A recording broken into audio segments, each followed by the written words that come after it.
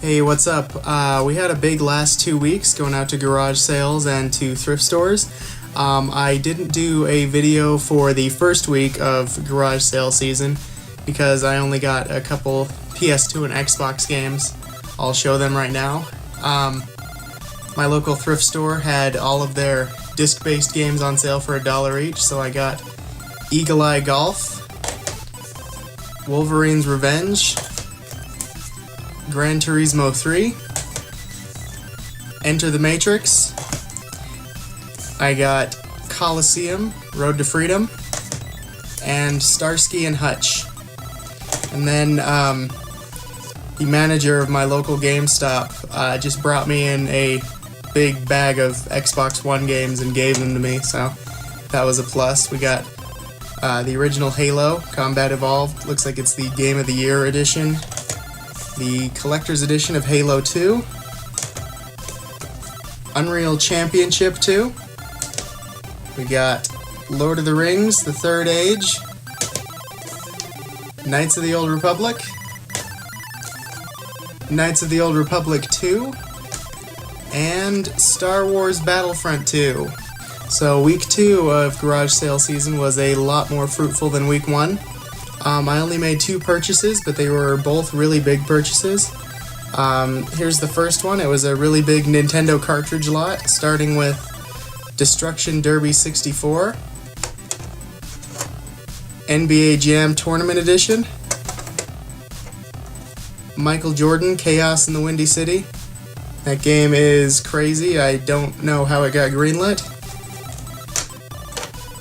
Killer Instinct, the first Mortal Kombat, and I also got this huge pile of NES games, starting with the original Metal Gear, Little Nemo, Dream Master. It's a fantastic game, I love it. Mario Brothers Duck Hunt, can't buy an NES lot without that. Super Mario Brothers 2, Ghosts and Goblins, Top Gun, the second mission, Track and Field, Silkworm, that game's pretty cool too, Jackal, another Michael Jordan game, Jordan vs. Bird, 1-on-1, Double Dribble, Super Pitfall, Snake Rattle and Roll, that game is awesome, and a black box game, Baseball.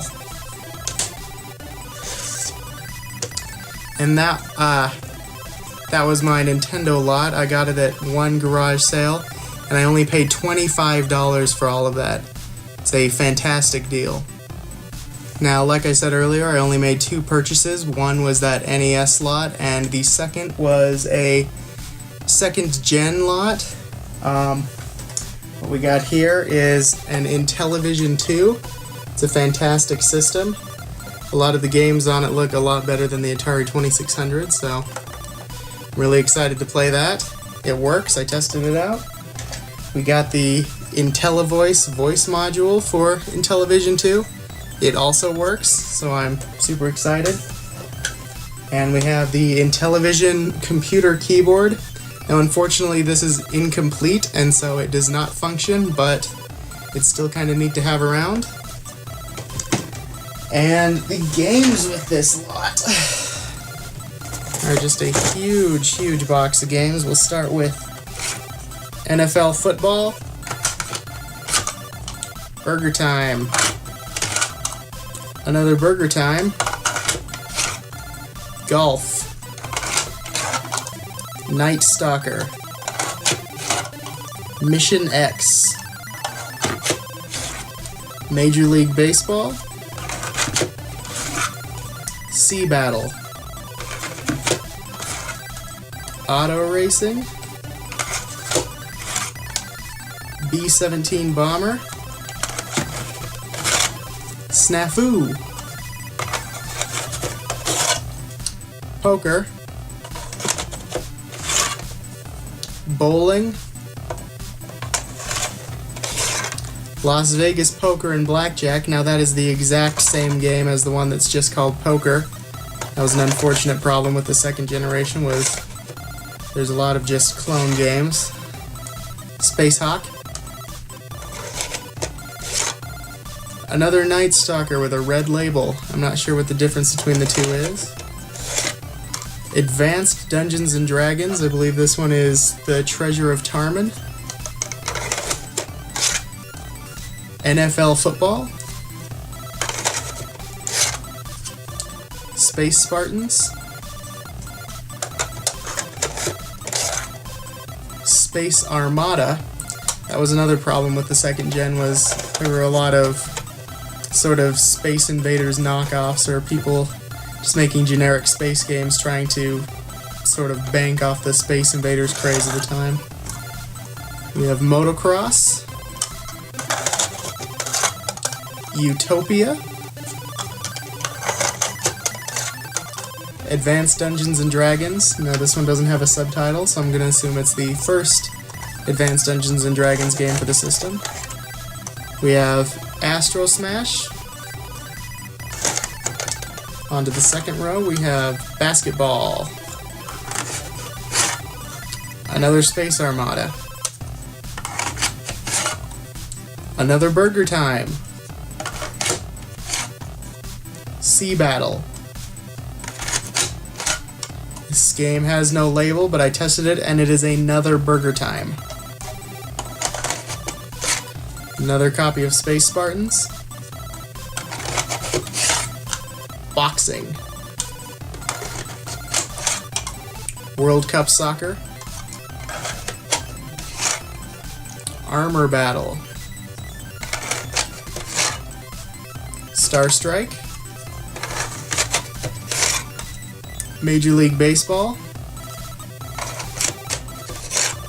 Space Hawk. And then the last three games for Intellivision. Oh, no, these are the last three in regular cartridges, but it's all three Tron games for Intellivision, including Tron Solar Sailor, which is one of the more sought-after Tron games, and it's a little bit more valuable than the other ones, so that's exciting to have.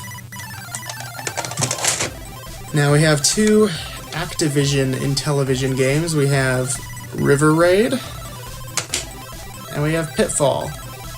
And we have three iMagic games for the Intellivision. We have Demon Attack, Atlantis, and Dracula.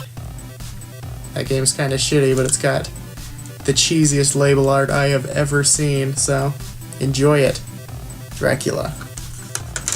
Now those are all of the Intellivision games that I picked up. There were also a couple 2600 games.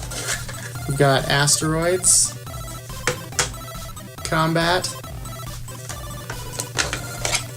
we have Battlezone, Missile Command, and Reactor.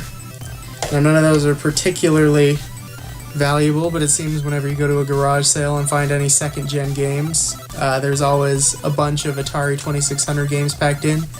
That's because so many systems made adapters for Atari games.